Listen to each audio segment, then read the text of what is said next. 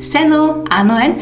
Та нар миний видеонуудыг нэг ялангуяа влогуудыг маань үздэг бол намайг кофенд нэлээд дуртай гэдгийг бол анзаарсан байх. Зарим ч кофений тухай видео хийж өгөөч гэж асуусан байсан. Тэгэхээр энэ удаагийн видеоор хэдүүлээ миний уух хамгийн дуртай ундаа болох кофений тухай ярилцгаая. Кофенд зарлж байгаа хайрын минь энэ видео хайрын түүхээ өгүүлж байгаа энэ видеог маань хүрэхэд дэмжин ажиллаж байгаа.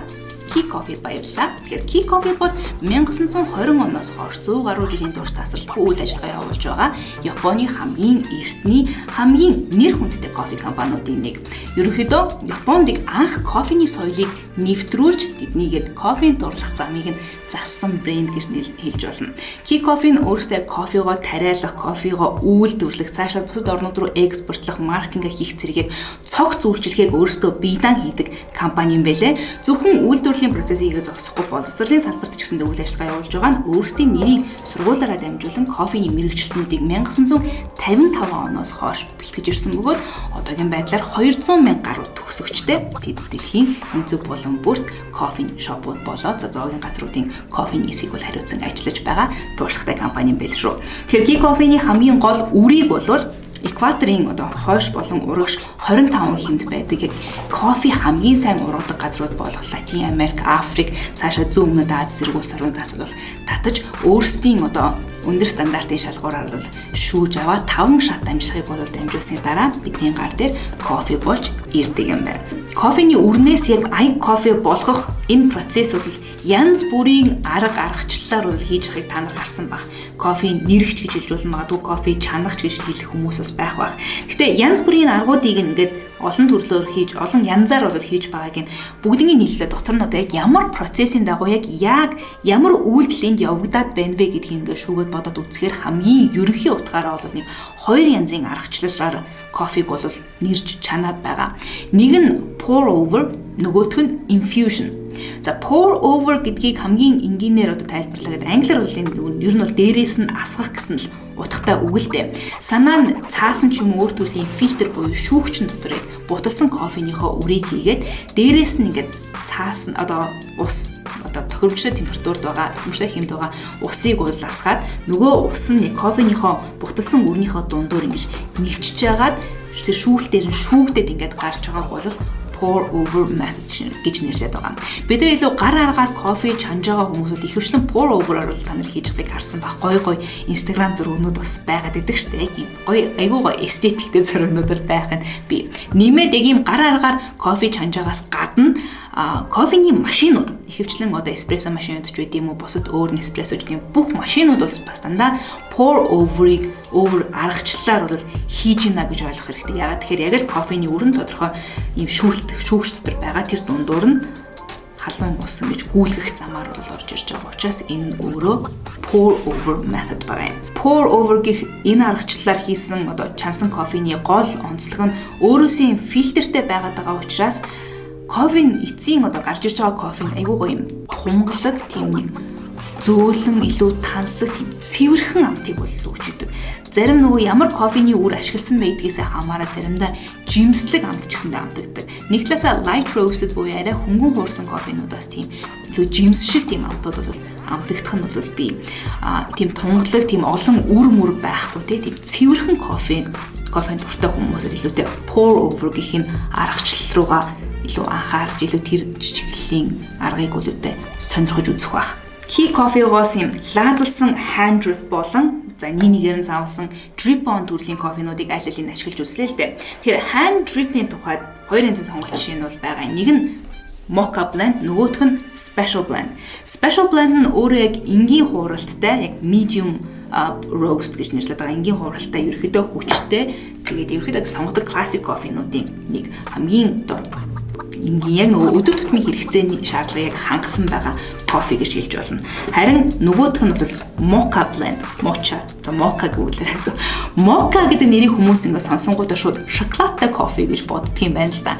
Гэтэл яг үнд яг mocha гэдэг маань өөрөө шоколадыг бол илэрхийлэхгүй. Mocha гэдэг нь өөрөө Йеменд ургадаг, Йемен усад ургадаг арабика сортын үрийг мока үр гэдэг юм байна. Тэгэхээр яг иймэрхүү hand drip байдлаар бол бэлтгэдэг кофенуудын нэг давуу тал нь за жишээ нь Key Coffee-ээр аваад үзэхэд энэ хоёр лааз бол аль аль нь 340 грамын кофег бол агуулж байгаа. Тэгэхээр нэг кофенд, нэг аяг кофенд ойролцоогоор 8 грамын одоо кофений үрийг бол буталсан үрийг ашиглана гэдээ бодоод үзэхээр нэг савнаас ойролцоогоор 42 аяг кофе бол гарч байгаа. Тэгэхээр нэг лааз нь өөрөө 30 мянган төгрөг гэдээ бодоод үзэх юм бол нэг аяг кофенийг 740 орчим уу төгрөгөөр бол бүрдэж байна гэсэн үг. Тэгэхээр яг бусад өөр нөгөө бэлэн кофе шопуудаас авдаг ч юм уу үзэхээр хамгийн багадаа 3000 төгрөгөөр бол бид нар кофе авч уугаад байгаа штэ.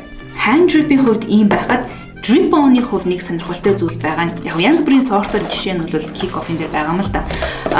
Гэхдээ нэг гоё юм нь хайрсан дотроос авлахдаа ингээд нэгээр нь individually буюу нэгээр ингээд пакэлсэн байх жишээтэй. Жишээ нь энэ нь гэхэд одоо variety pack гэдэг 5 янзын кофег бол нэг дур багтаацсан байгаа юм.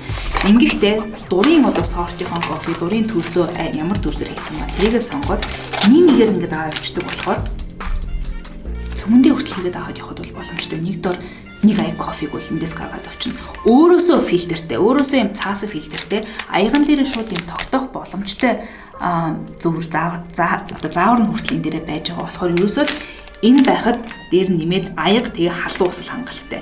Бусад өөр нэг кофений олон нөгөө чандаг хэрэгслүүд, данх юу гэдгийг те шүүгч гэх зүйл бол тустай байх шаардлагагүй. Энүүгээрээ байдаг учраас нөгөө нэг авч явахад айгүй эвтэйхэн кофе бол надад бол drip on санагдаад байгаа. Нэг ялангуяа аялал зугаалгаар явах ч юм уу те хөдөө гадаа ингэж явхад амар фэнсига алдахгүйгээр өглөө болгон ч юм уу кофегоо ингэж чанаж угаад нэрж угаад байх боломжийг бол яг юм drip on кофенуудад өгöd байгаа. Тэгэхээр өөрөөсөө юм цаасан фильтртэй кофенуудын давуу тал үлдэх юм.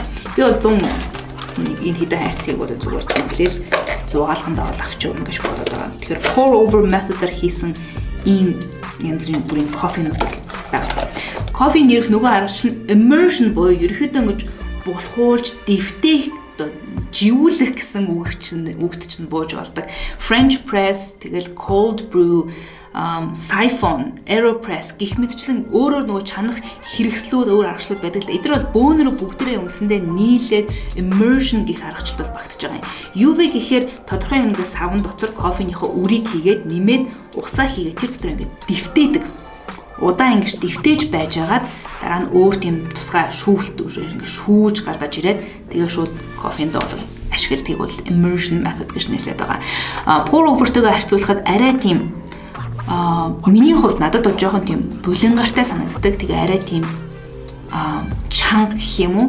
Зүгээр яг сануулхад кофений ер нь бүрдлийг аваад үзэхээр нэрээд их дийлэх хүн баг бүгд эцсийн кофег аваад үзсэн 99% нь бол ус байдаг. Тэгэхээр ямар төрлийн усыг ашиглаж кофегаа чанж ийнэ гэдгийг бас бодорой. Илүү цэвэршүүлсэн цэнгэг усыг бол ашиглах нь илүү зохимжтой. Ямар нэгэн өөр эрдэс бодисыг бол нэмсэн байгаа. Эрдэстэй бол усыг бол би ашиглахыг зөвлөхгүй. Нэг ялангуяа машинд ашиглаж байгаа бол цэвэрхэн кофег бол цэвэрхэн усыг бол ашиглаарай гэж зөвлөмөр байна.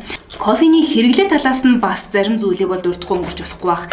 Ер нь кофений гол идэвхтэй орцыг бидний кофе уулгаад байгаа энэ бас ин сэргээгээд байгаа зүйл маань үндсэндээ кофеин гэдэг бол идэвхтэй орц байгаад байгаа юм.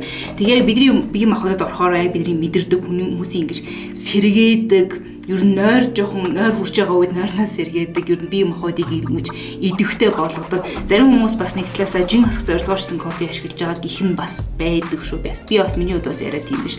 Тэгэхээр тиймхүү хэрэглээг ашиглаж хийж байгаа үед ер нь ямар цагт хэдийдэн кофе ашиглах хамгийн зохимжтой юм бэ гэдэг бас цагууд бас байдаг юм байлээ. Нэг ялангуяа одоо чинь миний хувьд гэхэд би өглөө босонгуудаа бас кофе уудаггүй. Өглөө босоод ус уучаад энэ хаваараа бас ингэж яваад өглөөнийх арьс ажиллагаа энэ хийчихэд дараа нэг өглөөний цайгаа уух болохоро кофега чанаж удаг. Дөнгөж сэрсэн одоо яг үлэн ходоотон дээр бас кофе уухыг бол эмчнэрч тэр ер нь кофений брэнд үүш тэр ер нь зөвлөдөггүй. Арай нэг тийм сэргээд ирснийхаа дараа дөнгөж сэрснийхаа дараа биш. Жохон дараа нь байс хийж аваад бол уухыг бол зөвлөдөг юм байлээ. Тэгээд кофений хэмжээг нь аваад үзэхээр ер нь өдөртгөн болын өөрсдийн мэдрэмж өөрсдийн сонирхол мэдээчийг ялгаатай л да хэдэн аяг кофе уух вэ хвчлэн аягаар бол хэмжээд байгаа. Миний хувьд нэг өдөрт нэг 2-оос 3 аяг кофег бол уучих тохиолдол байдаг. Зарим өдөр бол 1 аяг кофетэй өнжих үеч бас байна. Өглөө босоод тэр одоо нөгөө өглөөний цайныхаа үеэр нэг кофе уучих байгаа бол би дараа нь үдээс хойш өдрийн цайныхаа дараа бас нэг кофе уух нь айгүй зүгээр санагддаг. Айгүй тийм бас сэргээд магадгүй өшөөд ажилдаа ороход бас төхөмжтэй болгодог юм санагдав. Оройдоо бол их тийм кофе бас би бол тэр болгон уугаад байдаггүй. Гэхдээ заримдаа уумаар санагдах үед бол кофег бол уучдаг. Хажиргалтай нь бас илүү тийм нөгөө дорны шинжлэх ухаан, дорны ангаах ухаан тал руугаас аваад үзэхээр кофег уух хамгийн зохистой цаг нь гэж бас өглөөний 9 цаг орчим байснаа орой 18 цаг өнгөрөөгд бас кофе уух нь бас зохистой цаг гэж хэлдэг бас тохиолдлууд байдаг юм байлээ шүү. Та нар бас энэ талаар дэлгэрэнгүй бас судалж үзвэл илүү сонирхолтой байх бах. Тэгэхээр ер нь кофений хэрэглээ талаас нь хэмжээ талаас нь аваад үзэх юм бол миний хувьд та нарт зөвлөх зүйл бол магадгүй хэрвээ зөвлөмж авах ба штэ. Өдөрт нэг 4 аягаас дээш кофе бас битгий уугаарай гэж зөвлөмөр байна. Бас хэтрүүлж уугаад байх бас хэрэг байхгүй. Оронд нь бас араас нь аяг кофений дараа араас нь бас нэг аяг ус уугаад байвал бас зүгээр. Нэг аяг кофе уух бол би лав өглөөдөө кофе уугаарай гэж хэлнэ. Нэг талаасаа аяг кофенд нэг дурлах зүйл маань яг энэ кофений энэ бодис ч юм уу те кофеинд гэхээс илүүтэй өдрийн ийм нэг миний дэглэм одоо миний өөрийн амьдралын хэм маяг гэдэг зүйл бол орж байгаа юм л да. Өглөө босоод өглөөнийхөө рутин одоо өглөөний дадлыг ингээд явж байгаа дунд нь заавал кофе багтж байгаа. Кофе ууж иж яг миний өдрийг албан ёсоор эхэлдэг ч юм уу те миний өөрийн кофего уугаад за өнөөдөр ингээд эхэллээ өнөөдрийг амжилттай эхлүүллээ гэдэг ч юм уу. Тим зүйл нь одоо сэтгэл зүйн хувьд ч гэсэндээ тэр нь бас нөлөөлж идэг учраас яг амьдралын нэг юм хэмнэл болгочихсон амьдралын нэг дадал болгочихсон учраас надад кофе бол айгуу тийм амьдралын бас ашгүй нэг хэсэг шиг бас санагддаг. Бус хүмүүсийн хувьд ч гэсэндээ бас та нар кофе хэрвээ өдөрт нэвтрүүлээ гэж үзэж байгаа бол бас ийм чандаг кофе, нэрдэг кофе те яг сайн чанарын сорттой яг жинхэнэ кофений үрээс нь кофего чанаж ууж байгаарай гэж зөвлөе. Хүмүүсийн их нөгөө найруулдаг кофе гэж үүдэг шүү дээ. Яг инстант гэж ярьдаг. Найруулад хутгаад алга болчихдог юмны кофений үр гэсэн хаягдл гардаггүй кофе бол ийм төрлийн кофенуудаас бол шал өөр. Тэр улаас яг жинхэнэ кофе бас биш гэж явдаг шүү. Яг энгийн болгосноо болгосон. Гэхдээ бас яг кофег зөвхөн тэрүүгээр төсөөлж болохгүй. Кофег бол яг илүү үрнээс нь гаргаж авсан юм үртэй үрнээс нь чанж байгаа нэрж байгаа кофег бас бодож байгаарай гэж бас сүүлд нь хэлмээр байна. За тэр кофений хувьд бол ярих нэг иймэрхүү өөр юу кофетэй холбоотой та нарын хамгийн гоё дурсан чинь юу вэ? Тэрийг доор комментээр хуваалцаач. Дээрээс нь өөрийнхөө кофений тухай мэдлэгийг ч гэсэндээ энэ видеог үзэж байгаа хүмүүс миний мдээгүй зүйлсийг бас гоё зүйлс сонирхолтой фактууд байх юм бол доор комментээр хуваалцаарай. Миний хувьд зүгээр кофег өдөр тутамдаа байнга энгийн хэрэглэдэг хүний хувьд бол өөрийнхөө олж мэдсэн зарим зүйлсээс богинохон хуваалцахтууд юм байна. Анхудаага магадгүй кофе ашиглаж үзэж кофений тухай мэдлэгээ анхудаага тэлж байгаа ч юм уу. Ер нь ямар учиртай юм байдгийг ойлгохыг хүссэн хүмүүст бол зориулсан видеоны маань хувьд бол юм байна. Мэдээж кофе connoisseurs гэдэг бүр мундаг мэдлэгтэй хүмүүс ч гэсэндээ байдаг. Би бас тиймэрхүү контентууд хэрэг олох юм бол видеонд дор тайлбарыг холбочих юм. Бүр кофег дэлгэрүүлэн судлах юм бол тийшээгээ бас тэр видеонууд тэр агуулгуудыг орж үзээрэй гэж бас зөвлөмөр байна. Тэгээд энэ видео бүтээгээд хамтран ажилласан Key Coffee-д маш их баярлалаа. Яа, кофений тухай нэг юмрхүү контент ярьж суухад бол уран болсон айгу гоё ялаа.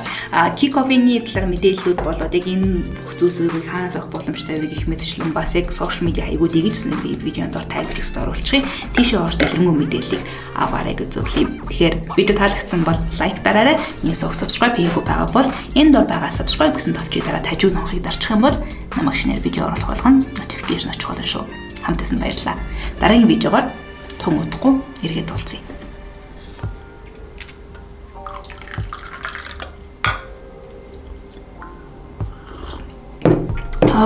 Гоё нэ.